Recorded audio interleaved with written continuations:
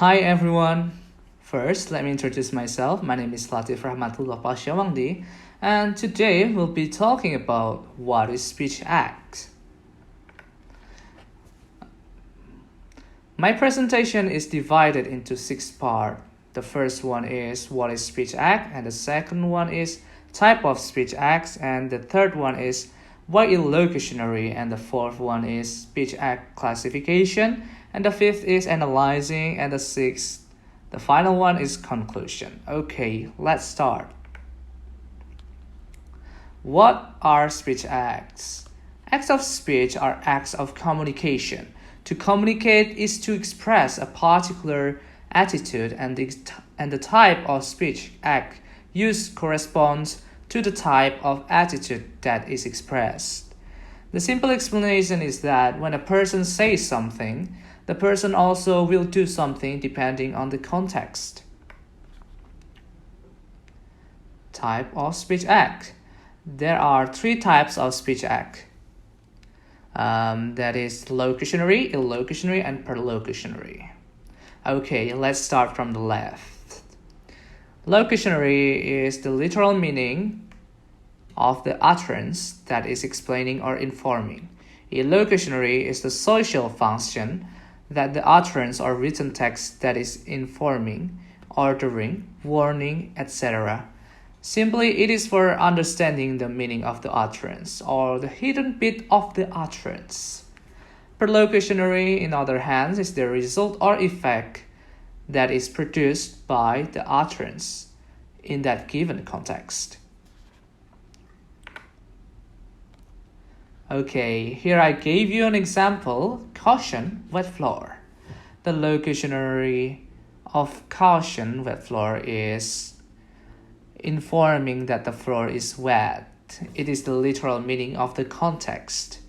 And the illocutionary for caution, wet floor is a warning that the floor is wet and the readers can slip, or it can be a threat that the reader shouldn't go through there.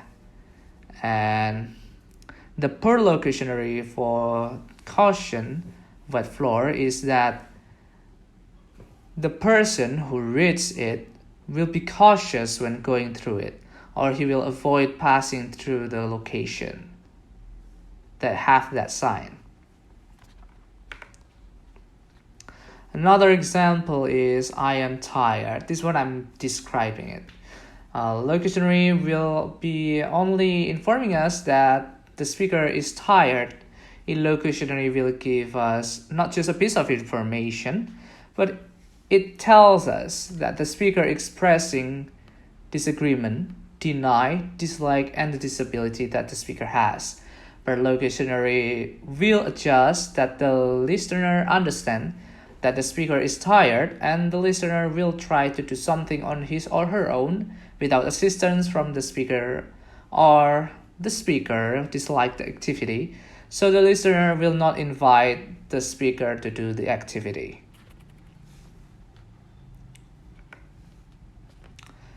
Why do we choose illocutionary for evaluating an utterance? First of all, you need to know what is pragmatics.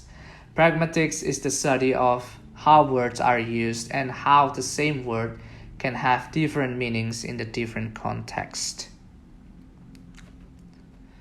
Okay, why we use illocutionary? Since it's aligned with pragmatics, because it looks for a meaning behind the utterance, unlike locutionary that just informs the literal meaning of the context.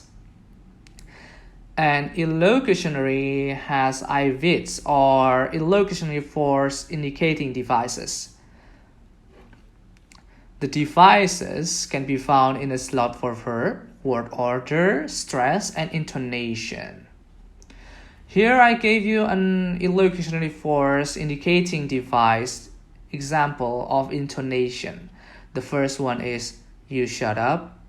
It is declarative because the intonation is flat. You shut up.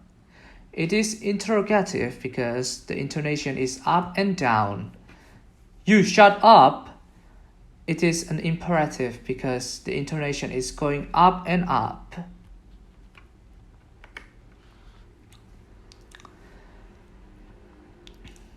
Speech acts classification. There are 5 classifications of speech acts. Shirley, 1969, identified various different classifications of speech acts. Okay, let's start from the left one. Representatives. Representatives is a speech act that is stating or informing.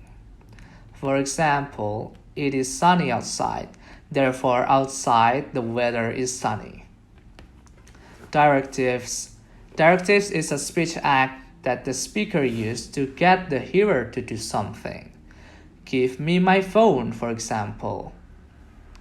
Therefore, the hearer will give the speaker his or her phone. The third one is commissive. Commissive is a speech act that commits the speaker to be doing something. For example, I will drink the water later. Therefore, the speaker will commit to drinking water. Expressives. Expressives is a speech act that expresses how the speaker feels at that moment. For example, I am truly so sorry.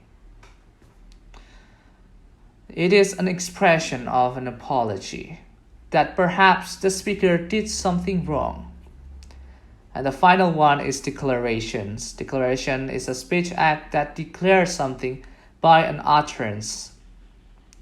For example, hereby I declare you as the new president of this company. So it's declared that you are the new president of the company. Okay. Analyzing. I'll be analyzing Greta Thunberg's speech at the UN Climate Action Summit. The first one is, my message is that we'll be watching you. The act of commit, pledging that we'll be watching you. Declarations declare that Greta Thunberg and other activists will be watching you. And the second one is, you have stolen my dreams and my childhood with your empty words, and yet I'm one of the lucky ones. People are suffering, people are dying, entire ecosystems are collapsing. We are in the beginning of a mass extinction, and all you can talk about is money and fairy tales of eternal economic growth. How dare you? It is an act of reflecting, of admonish. It is representative's statement. And the third one is, you say you hear us and that you understand the urgency, but no matter how sad and angry I am, I do not want to believe that.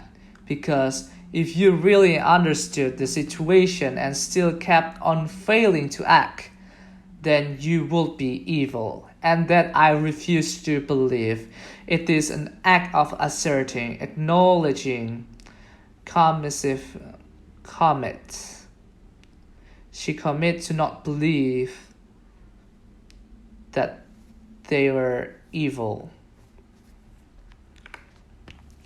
And the fourth one is, how dare you pretend that this can be solved with just business as usual and some technical solutions with today's emission level.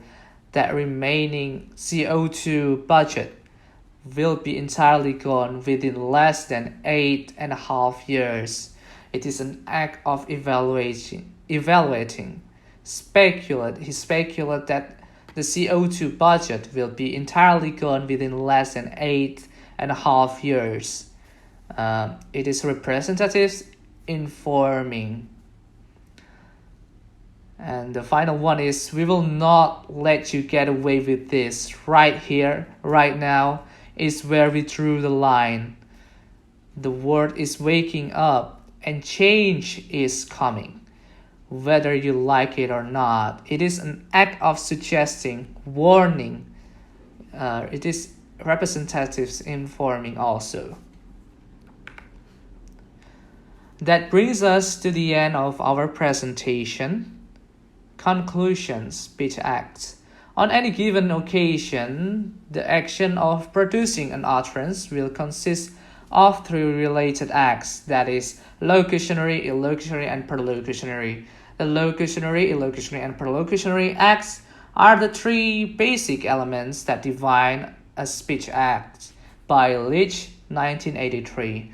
Leach briefly defines them as illocutionary act is performing an act of saying something, illocutionary act is performing an act in saying something, and perlocutionary act is performing an act by saying something. I'd like to thank you all for your attention. This is the end. Thank you.